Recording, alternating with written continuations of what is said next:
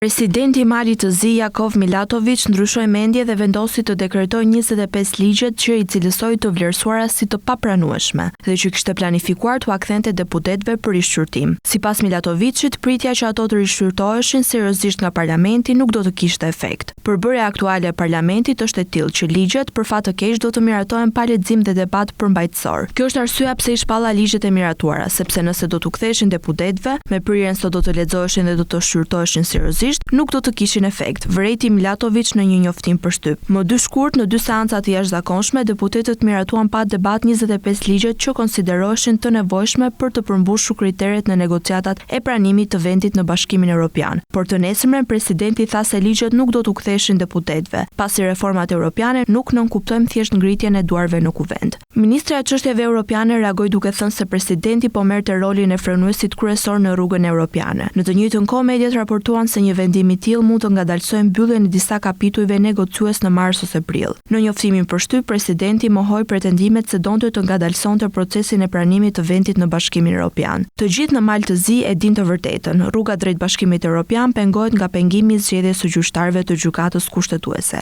nga situata në fushatat e sigurisë dhe drejtësisë, nga marrëveshja jo transparente me Emiratet e Bashkuara Arabe, nga një ekonomi e dobët dhe punësimi partjak, vërejti kreu i shtetit malazez. Milatović shtoi se rruga drejt Bashkimit Evropian pengohet nga fakti që nuk kemi ligje për qeverinë dhe kuvendin, dhe nga mungesa për parimin në reformën zgjedhore dhe nga personat e lidhur me krimin që mbajnë poste të larta shtetërore.